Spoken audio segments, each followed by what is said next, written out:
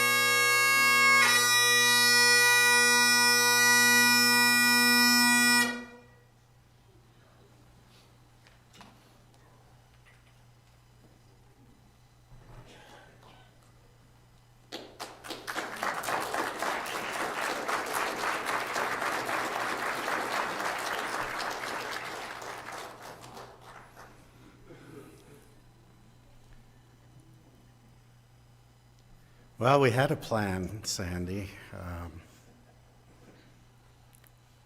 I think we heard a benediction. But we're only halfway through.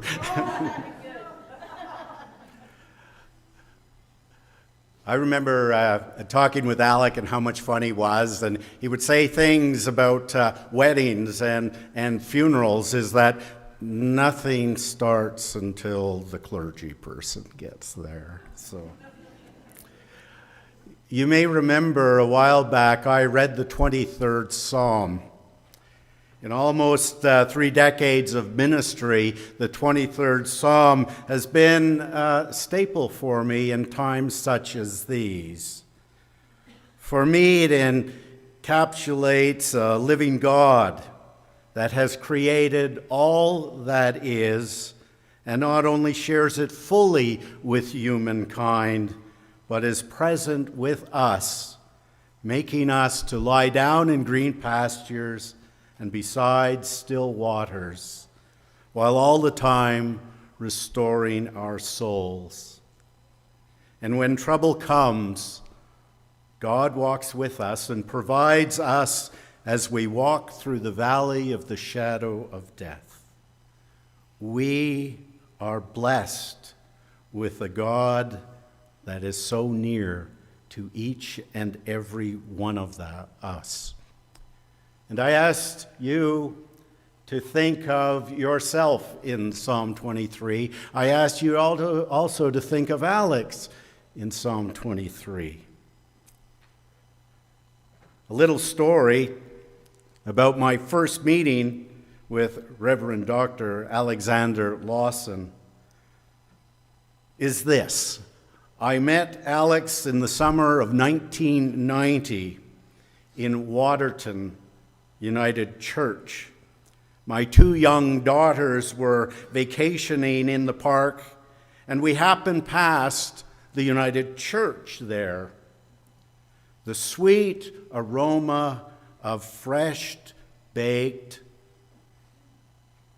muffins entreated us to come upon the sanctuary, where we were met with a big open embrace, and this big man who began speaking to us in tongues. He admitted to it.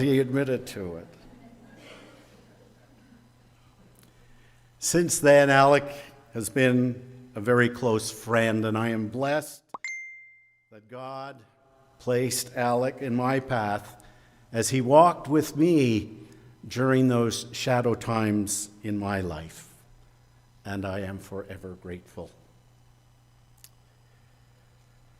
When I imagine Jesus, I confess to be overwhelmed by the living godliness that we find in Psalm 23. I am taken mostly by the servanthood, his humility, his being with the whole people of God, teaching us by example through plain stories of what God is like and how we should be in the world. Yes, Jesus also preached, to be sure, but that is not the singular quality that attracts me now. Anytime Alec worked with me or any of us, I'm sure, is he always had work for us to do. It wasn't a sermon that may have moved us along. It was usually something he would say with us and have us do the work. So although I have heard Alec preach a few times, not as many of you have experienced, I want you to know that I don't wish to devalue the poem that I'm going to share with you about sermons. But I do want you to hear what your work is. Are you ready? Okay. Edgar Guest says this: I'd rather see a sermon than hear one any day. I'd rather one should walk with me than merely tell the way. The eye is a better pupil, more willing than the ear. Fine counsel is confusing, but example is always clear. And the best of all the preachers are the men who live their creeds. For to see a good put in action is what everybody needs. I can soon learn how to do it if you will let me see it done. I can watch your hand in action, but your tongue too fast may run. I'm sorry. And the lecture you deliver may be very wise and true, but I'd rather get my lesson by observing what you do. For I may misunderstand you and the high advice you give, but there is no misunderstanding how you act and how you live. When I see a deed of kindness, I am eager to be kind. When a weaker brother stumbles and a strong man stands behind just to see if he can help him, then the wish grows strong in me to become as big and thoughtful as I know that friend to be. And all travelers can witness that the best of guides today is not the one who tells them, but the one who shows the way. One good man teaches many. Men believe what they behold. One deed of kindness is noted, worth 40 that are told. Who stands with men of honor learns to hold his honor dear, for right living speaks a language which to everyone is clear. Though an able speaker charms me with his eloquence, I say, I'd rather see a sermon than hear one any day. Alex, through his ministry, his TA practice, his common touch, not only preached a sermon or two, but he walked them out to each of us and with each of us. And to end, surely goodness and mercy shall follow me and you and Alex all the days of our lives, and I will dwell in the house of the Lord forever. Amen. Marla Muffy has a poem for us.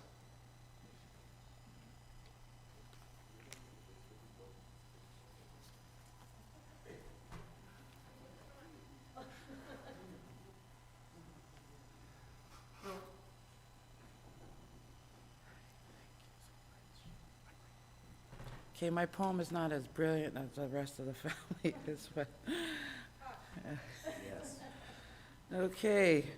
My poem is, I put in my own words in this poem called God Has Called Me Home. When you see the fields and streams or count the stars above, I hope you'll remember me and think of me with love. The beauty of the great outdoors, the Rockies and campfires I adored. Prairies to the mountains, to the ocean, is where I once loved to roam.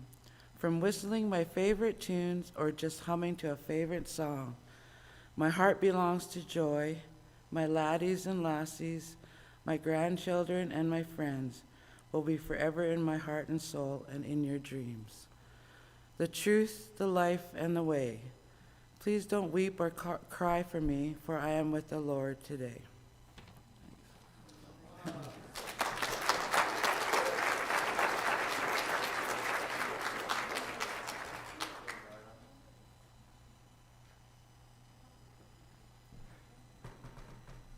Thank you, Marla. Thank you. Maxine, if you would share a tribute to our dear friend.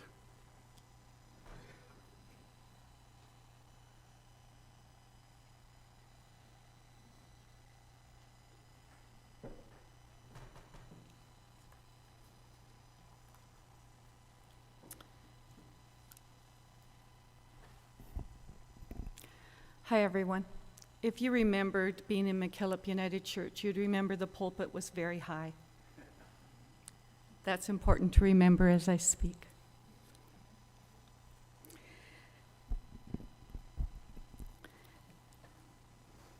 Just not quite right. Okay. Alex reigned from the pulpit majestically. He showered the congregation with eloquence, quoting Bible passages and giving us visions of God through his interpretations. Sermons were liberally sprinkled with poems and prose of the greatest thinkers inspiring us. Alex quite literally made water sprinkle down on his junior minister's head. Ross White was tall, and his arms had a big span. And he was standing in front of Alex at the pulpit, and he was to baptize children, but he needed water, so he prayed to God for the water. And Alex was at the pulpit. And Alex literally took this pitcher of water, filled it right to the brim, put his thumb on the spout, so that when he passed it to Ross, making Ross stretch way up high, and then removed his thumb, the water came sprinkling down on Ross. So Alex's mirth and enjoyment, with a mixture of trickster, kept us enthralled. Alex rained his presence down from on pulpit high, faces tilted upwards. We bask in the light of love. He so generously shone on us. Afterwards, he waited for each and every one of us to grasp our hand in his big, loving mitt. I loved this minister's way of being, even before I knew him. So I first met Alex as a soul seeking spiritual direction. There was a chasm between myself and God, and I listened to Alex preach from the pulpit each Sunday. That chasm began to heal. I would shake Alex's hand at the door leaving the church, not knowing him, but still wanting to feel the hand of the minister who was helping me to let God back into my heart. That handshake became more and more important as I felt more and more grateful to him. Alex preached the knowing of my heart, that God is love. And because of him, I was able to enjoy being back in the church, the United Church of my childhood. So my first personal encounter with Alex changed my life and changed the direction of my life. And as you listen to my story, think about your own. Think about the way Alex moved you and the way he was moving me, because I know you'll remember. So, I attended a therapy weekend in the Lay Lounge. Alex found the crack that had hardened in early childhood and become a brittle armor, meant to keep me safe from all men. I believed my dad who was cranky and unavailable. I believed because he was cranky and unavailable, I was not important. Alex attended to me as a therapist, heard the sobs of my hurt little girl, and helped me to make new decisions about my importance. That was my first encounter with Alex. I began to risk getting to know Alex better and getting to know myself better. So I attended Thirsty Group. You Thirsty Groupers out there. Alex became the teacher who helped me learn, and I became the student who felt smart. Alex became the father who took me into his arms, held me in my tears, and played with me in my laughter. I became the person who felt special and beautiful and important. Alex believed in the apprenticeship model, and like many others, invited me into co-leadership. I grew more and more capable in the healing process of his constant regard. Alex became my friend. I became his friend. We became best friends. We traveled together to do training. Vince Gilpin in Calgary, and our Vince Gilpin group is here, some of us. The Goldings in California, Richard Erskine and Gabriola. Like Muriel James, these icons recognized Alex, recognized Alex's extraordinary skill and wisdom and soon became to adore this Scottish minister. We led groups together. There were places to go and cracks to heal, so we went co-leading. Cancer groups in Regina, and if Julie's watching, thank you, Julie and Hugh. Alex had a passionate belief people could heal their bodies. I followed. I didn't have that core like he did. Couple groups in Waterton's, oh my goodness, I believed the couple work. Still do. Thursday nights, who am I now that I'm alone?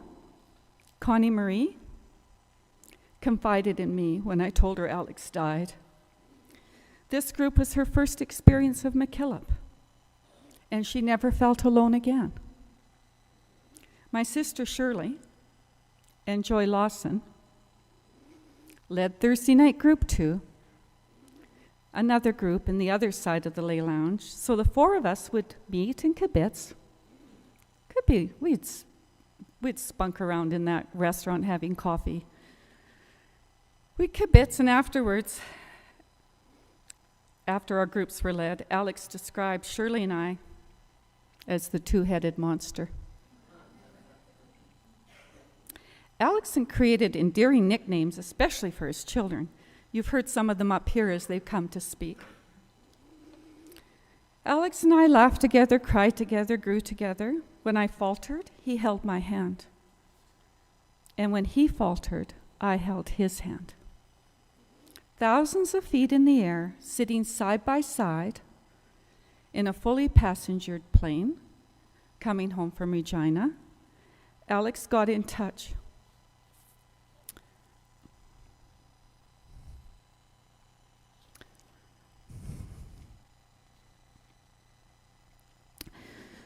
With his deeply buried grief over losing their baby. He wept and wept deeply, tears streaming. Then he blew snot loudly into his king-size hanky.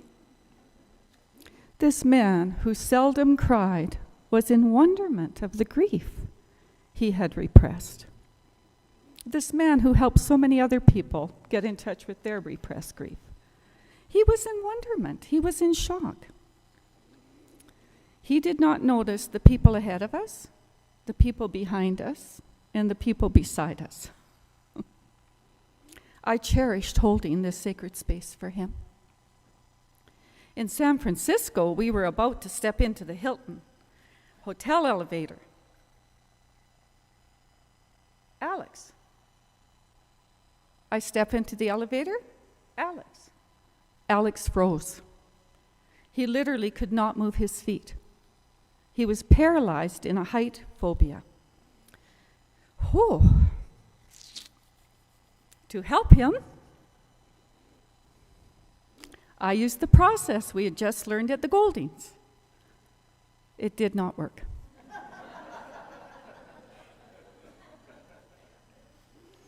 So with creative enjoyment, I invented my own treatment.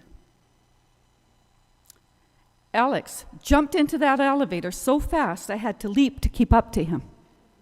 And we delightedly rose up 35 feet to the top. I hear joy. Engage the same cure on gondola rides.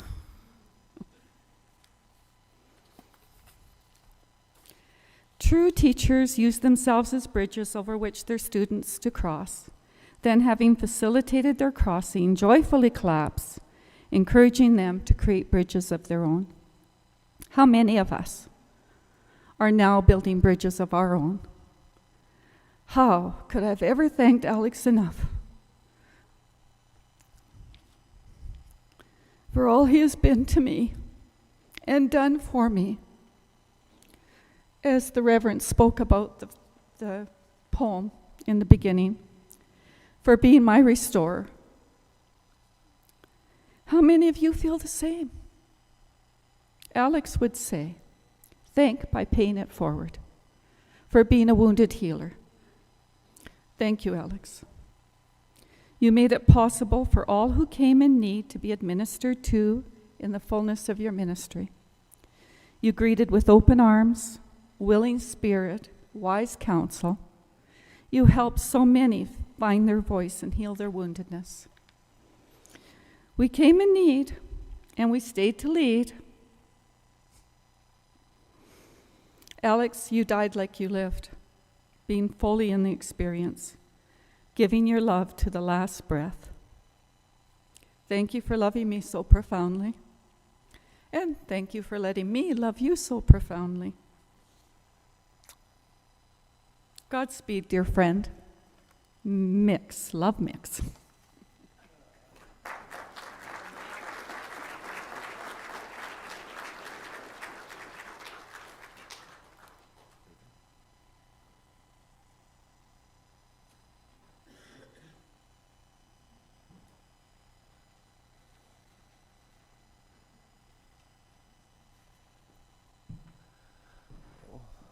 Hi, everyone, and welcome. I am Alex's second oldest son, Dave, and I have a poem to read. I also had a few stories to tell, but the point of most of them would be that Dad had many lessons for us as growing up as kids, and I think one of the lessons was we could always have fun no matter how serious the work was. The good work could be done, and we could still have fun doing it. I was so happy I was able to find my way into the program today. I think Dad had something to do with a lot of how this came together, whether directly or indirectly. But it become a bit of a tradition for me to head out to Victoria and take in the Highland Games with Dad. And we would have, of course, taken all the Scottish music and dancing and festivities, but we'd make sure to have a couple of beers and haggis while we were there. And when we got the news of Dad's condition and we had the opportunity to start making our way out to Victoria, we gave him a call. He had a phone by his bed, and we gave him a call, and first thing he did was apologize for having to cancel the games this year. And that was hardly the first thing on my mind, but we had a good talk about that and our experiences while we went to the games. And of course, Dad said he wouldn't be there with me, but he certainly was, although I had to have a share of beer and haggis. So Dad's dad, who we saw little pieces of in the slideshow and people might have talked about. Dad's the one that named him after himself, after a few beers. He was known to be a bit fey. And what that means is that some people would assume there was some sort of clairvoyance or supernatural around that, but I know Dad would bristle at the thought of anything like that. But I think what it is you just come to understand the human condition, the way we respond to things, to appreciate that some people won't grab the happiness that's available all around them.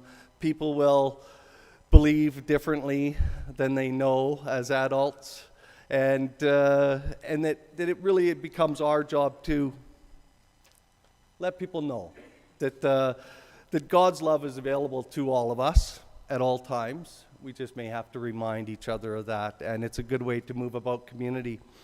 I think Dad was a bit fey. In a way, he had this amazing intuition into his therapy, into what his ministry needed. And when I read this poem that he wrote to his children a couple of years ago, it's poetic and prophetic, as so much of his work was. I'm going to read that now.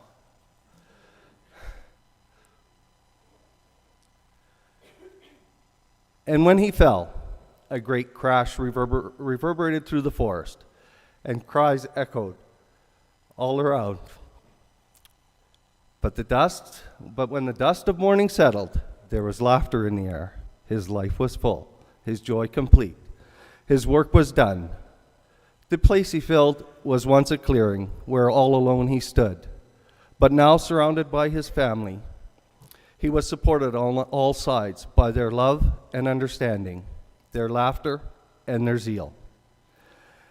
And when in the ways of all things his day to sunset had run, his joy could be no greater, for they held him in their bosom, and his happiness was complete.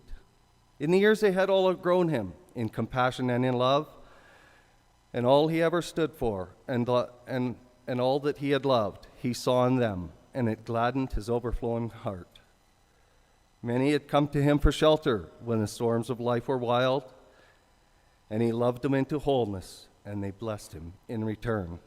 And now he saw his children, who believed as he himself, perform their acts of compassion. And so his song went on, echoing down the valleys and across the prairies wide. How could he not be proud? How could he not be fulfilled? For God, who had guided his strength, was also leading them. There is no greater legacy than this. And when he fell, his joy was great.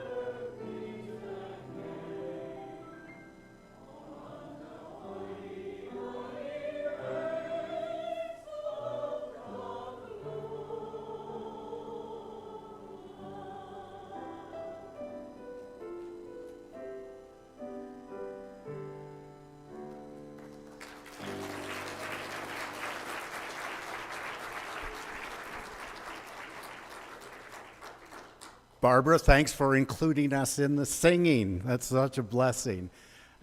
Jack Sherman has a very special letter to share with us all.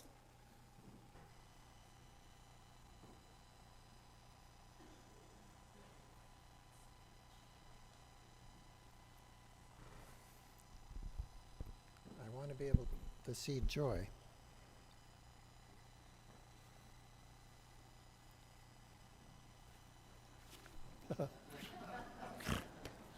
You almost lucked out in life, might have left it at home.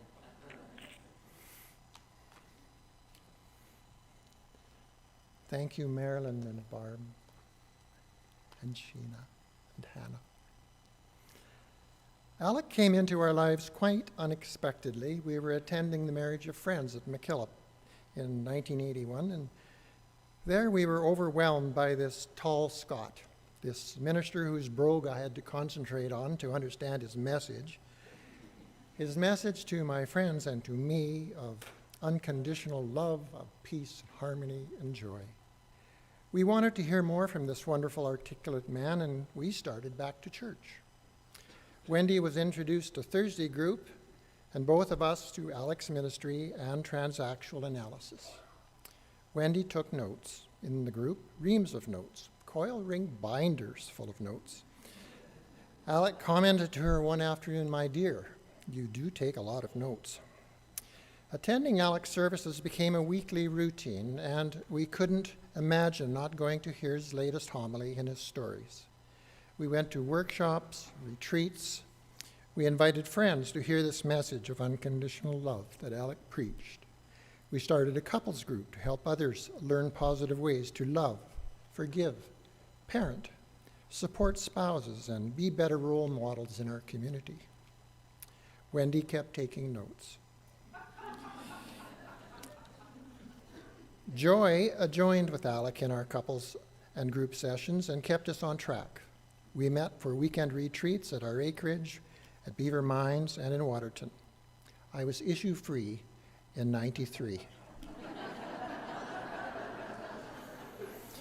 We also started a men's group with Alec with weekend retreats, no note-taking, but huge strides forward. Alec brought out-of-town guests, renowned TA therapists to Lethbridge and Waterton for week-long sessions in the summer. Folks attended from Western Canada. We did work, we laughed, we cried, we sang and danced, we hiked, and we did all Alec's groups did. We ate beautiful music. We ate beautiful meals. We all got separate checks. We all paid the money.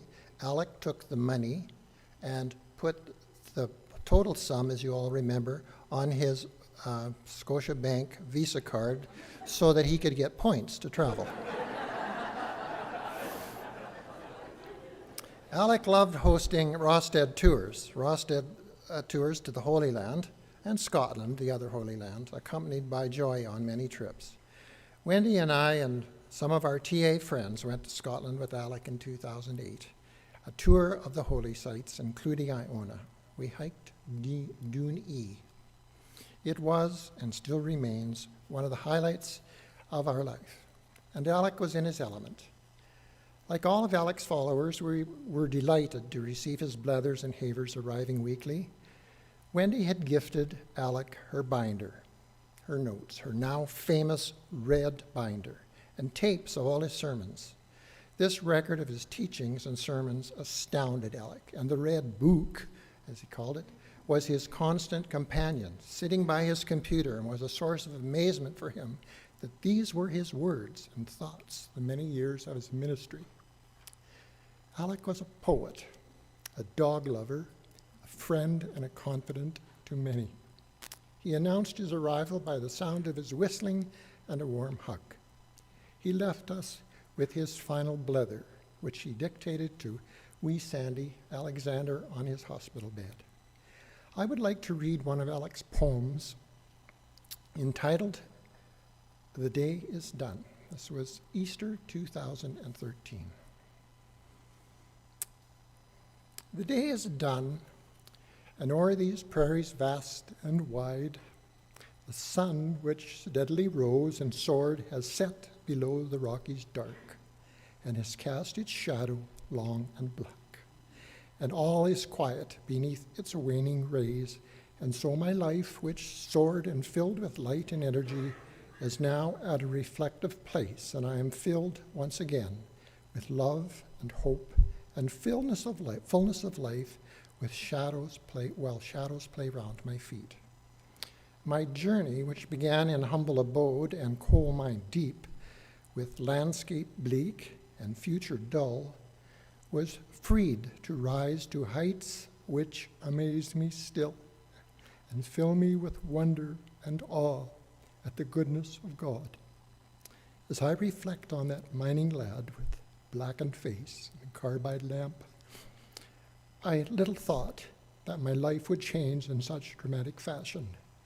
I can but conclude that God had plans which my wildest imaginings could not embrace.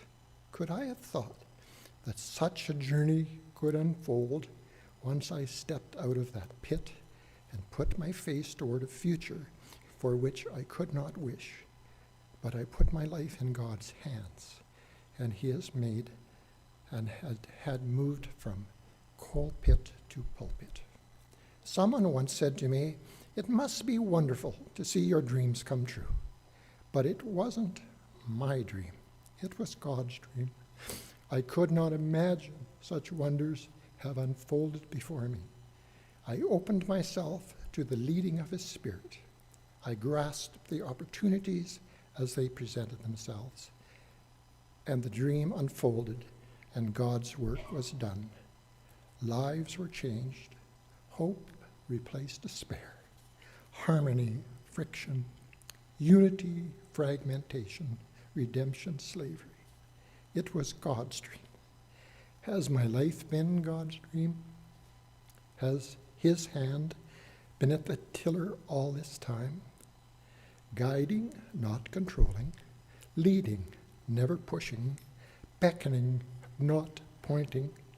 Certainly, such adventures, successes, achievements were beyond my ken. Not for me, such accolades, rewards, recognition. My mother once said to me, "You must be an awfully clever laddie to stand up yonder and talk to the folks like that." But I wasn't a awful clever laddie. I was a black-faced, little-educated, ordinary coal miner, until God touched me on the shoulder and said, "Come with me," and that made all the difference. The scene has changed. Before me, water blue and mountains majestic are heralding the dawn of a new day. What lies ahead I cannot know, but this I do know: I will trust the God who has led me this far to be my companion still. He has wonders to unfold again beyond my ken. This I dedicate to my wife and children, whose wonders are far beyond my deserving, and whose goodness comes from the heart of God Himself.